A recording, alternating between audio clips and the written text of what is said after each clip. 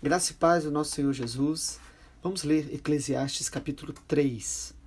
Tudo tem o seu tempo determinado. Há tempo para todo o propósito debaixo do céu. Há tempo de nascer e tempo de morrer. Tempo de plantar e tempo de arrancar o que se plantou. Tempo de matar e tempo de curar. Tempo de derrubar e tempo de construir. Tempo de chorar e tempo de rir. Tempo de prantear e tempo de saltar de alegria. Tempo de espalhar pedras e tempo de ajuntar pedras. Tempo de abraçar e tempo de deixar de abraçar. Tempo de procurar e tempo de perder. Tempo de guardar e tempo de jogar fora. Tempo de rasgar e tempo de costurar. Tempo de ficar calado e tempo de falar. Tempo de amar e tempo de odiar. Tempo de guerra e tempo de paz. Que proveito tem o trabalhador naquilo com que se afadiga? Viu o trabalho que Deus impôs aos filhos dos homens para com ele os afligir. Deus fez tudo formoso no seu tempo devido. Também pôs a eternidade no coração do ser humano, sem que este possa descobrir as obras que Deus fez, desde o princípio até o fim. Sei que não há nada melhor para o ser humano do que alegrar-se e aproveitar a vida ao máximo. Sei também que poder comer, beber e desfrutar o que se conseguiu com todo o trabalho é dom de Deus. Sei que tudo o que Deus faz durará eternamente, sem que nada possa ser acrescentado nem tirado. E que Deus faz isto para que as pessoas o temam. O que é, já foi. O que será, também já foi. Deus fará vir outra vez o que já passou. Vi ainda debaixo do sol que no lugar do juízo reinava a maldade, e no lugar da justiça havia mais maldade. Então eu disse a mim mesmo: Deus julgará o justo e o ímpio, porque há um tempo para todo propósito e para toda obra. Eu disse mais: isto é por causa dos filhos dos homens, para que Deus os prove, e eles vejam que são em si mesmos como os animais. Porque o mesmo acontece com os filhos dos homens, acontece com os animais. Como morre um, assim morre o outro. Todos têm o mesmo fôlego de vida, e o ser humano não tem nenhuma vantagem sobre os animais, porque tudo é vaidade. Todos vão para o mesmo lugar. Todos procedem do pó e ao pó voltarão. Quem sabe se o fôlego de vida dos filhos dos homens se dirige para cima e o dos animais para baixo, para a terra?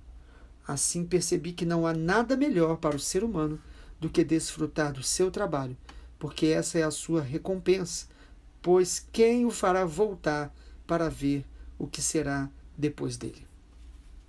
Percebendo Eclesiastes como esse livro que fala sobre uma vida com propósito, o capítulo 3 nos fala sobre a importância de compreendermos os tempos.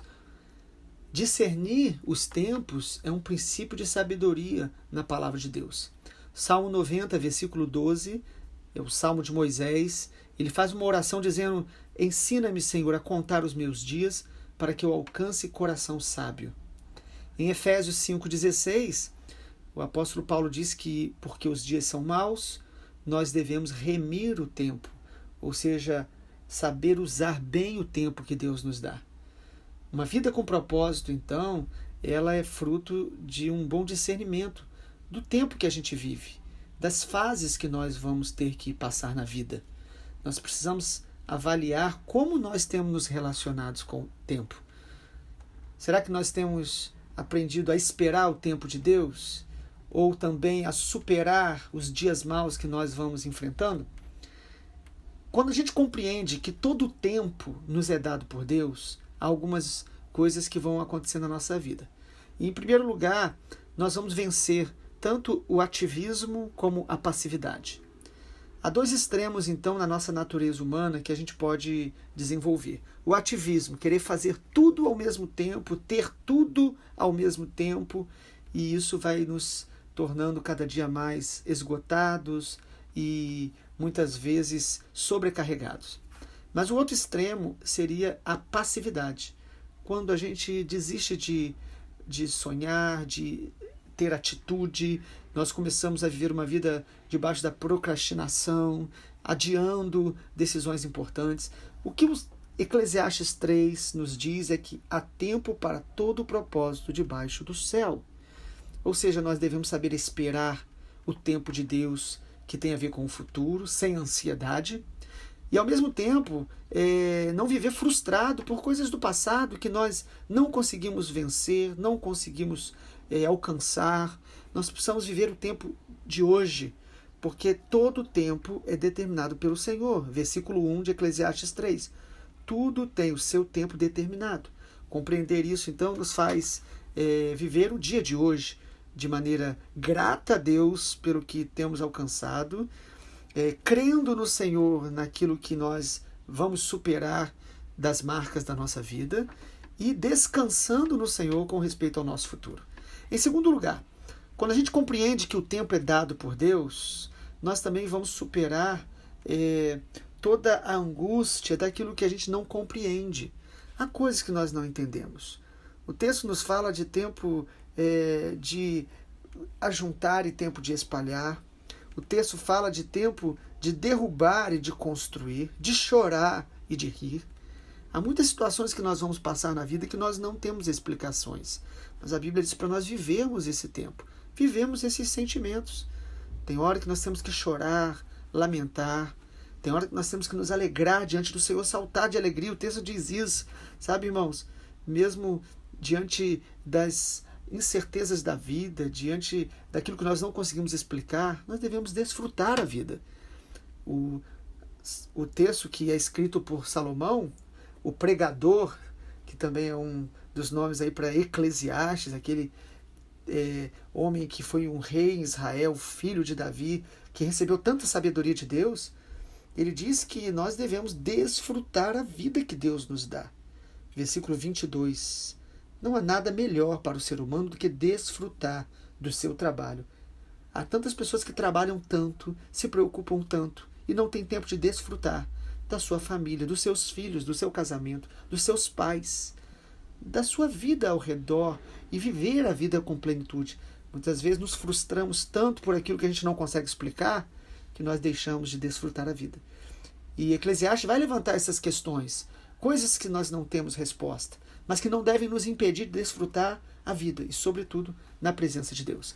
Quando nós compreendemos também que o tempo é dado por Deus, nós vamos reconhecer a soberania de Deus e não o fatalismo. Há muitas pessoas que acham que o que acontece é fruto do acaso.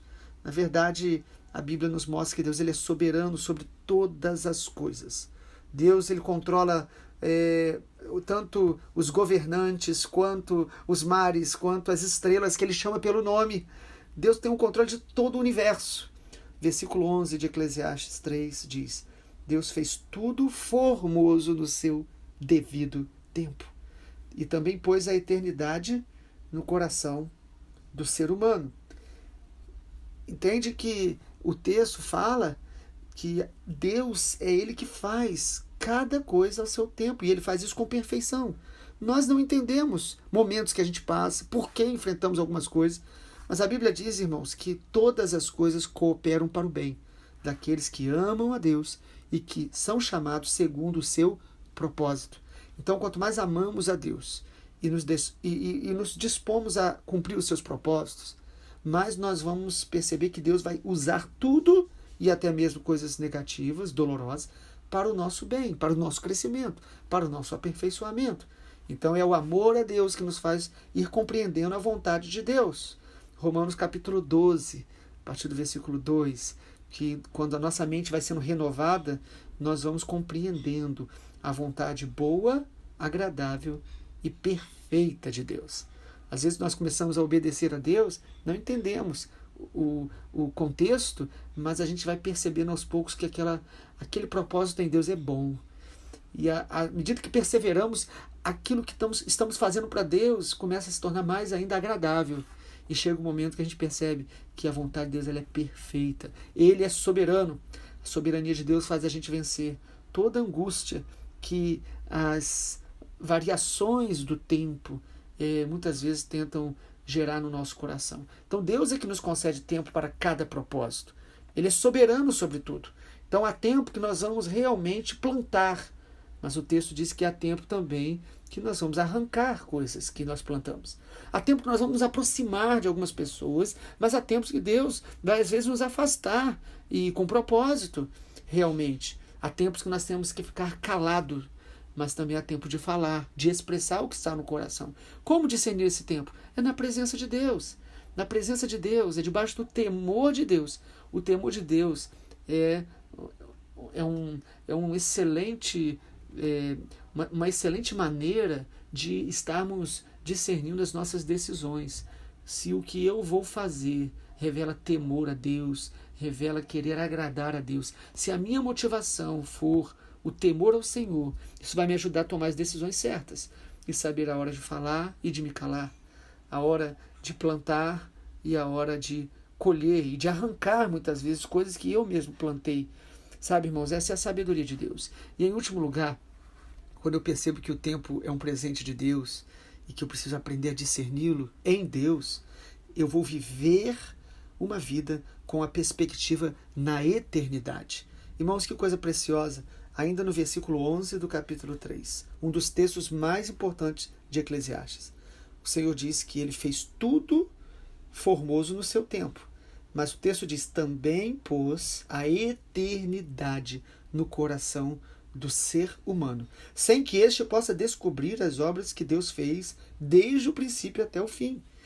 Irmãos, o que Deus está dizendo é que todo ser humano, seja ele convertido ao Senhor Jesus ou não, que conhece a palavra de Deus ou não, ele tem dentro da sua consciência um sinal da graça comum de Deus que mostra para ele que existe uma eternidade, que existe uma vida pós-morte. Ele pode dizer que ele é ateu. Há pessoas que se assumem agnóstico, acreditam que pode existir algo, mas que nós não temos como acessar ou explicar ou se relacionar com o Senhor. A pessoa pode ser de qualquer religião. No fundo do coração humano há uma semente sobre a eternidade que Deus plantou. Ou seja, se Deus me deu tempo, a vida, e se eu entendo isso como presente de Deus, eu não vou viver apenas para as coisas da terra, naturais. Eu vou investir no que é eterno. Esse é um dos grandes dilemas que Salomão vai levantar durante o livro de Eclesiastes. Ele vai mostrar que viver só para a terra vai trazer prazer momentâneo, vai trazer alguns tipos de benefícios, mas tudo isso é temporário. E ele diz então que a eternidade está no nosso coração. Então nós devemos investir uma vida com propósito para refletir na eternidade, ou seja, para a glória de Deus, para a salvação de pessoas, para a edificação de vidas. Investir no que é eterno, sabendo também que nós vamos prestar contas diante do Senhor, com tudo que nós fizemos, com a nossa vida, com o nosso corpo, com as pessoas, com o nosso tempo. Quantas pessoas não têm tempo para Deus? Irmãos, o versículo 17 de Eclesiastes 3 diz: Deus julgará o justo e o ímpio, porque há um tempo para todo propósito e para toda obra. Deus então vai julgar a todos nós, e o texto diz que há tempo para todo propósito. Ou seja, há pessoas que vivem numa vida errada, totalmente longe de Deus, ou então sobrecarregada apenas com as coisas desta terra. Deus um dia vai nos pedir contas. Há julgamento de Deus que só virá no dia da vinda do nosso Senhor Jesus. E o texto está dizendo então que nós devemos entender que essa eternidade no nosso coração é uma graça de Deus para que a gente viva o tempo na presença dele, para que a gente viva para a glória de Deus. A Bíblia diz: quer comais, quer bebais, ou façais qualquer outra coisa, faça tudo para a glória de Deus. Desde o cuidado com a nossa família, com a nossa saúde, com a obra de Deus, com o reino de Deus, a maneira que trabalhamos no dia a dia, tudo deve ser feito para a glória de Deus. Quem conhece a Bíblia e ao Senhor Jesus, ele não faz separação entre uma vida santa e secular. Tudo que nós fazemos, devemos fazer na presença de Deus, para a glória de Deus, no temor de Deus. E aí, indo para a nossa conclusão da meditação de hoje, nós temos que entender algo. Se nós não estamos tendo tempo para Deus, nós estamos fazendo coisas que Deus não nos mandou fazer. Porque Deus não nos daria tarefas para roubar o nosso tempo a sós com Ele. O tempo mais importante nosso todo dia é o tempo a sós com Deus. É o temor de Deus que vai nos fazer olhar para a vida dessa forma, que tudo que Deus nos deu, o corpo, a sabedoria, os bens, o tempo, tudo é de Deus e nós devemos administrar de forma que o nome do Senhor seja sempre glorificado, sabendo que Ele é soberano e entendendo sempre que Ele é soberano, inclusive, sobre os dias maus, sobre os dias que não temos respostas, mas nós devemos viver sempre para a glória dEle. E foi um grande homem de Deus, chamado C.S. Lewis, que disse que tudo que não é eterno é eternamente inútil. Todos nós vamos passar por essa vida, mas um dia todos estaremos diante do Senhor. Que Deus nos ensine a viver o nosso tempo, cada dia, na presença e para a glória dEle. Vamos orar? Pai, obrigado porque a palavra do Senhor nos alimenta, nos fortalece, traz luz aos nossos olhos, nos lembram verdades, as tuas palavras que vamos meditando, vão nos lembrando verdades para crescermos ainda mais no Senhor. Que o Senhor nos ajude a discernir o tempo que vivemos e que possamos administrar tudo que o Senhor tem nos dado para a tua glória e louvor. Aquieta o nosso coração nesse tempo, em nome de Jesus. Amém, Senhor.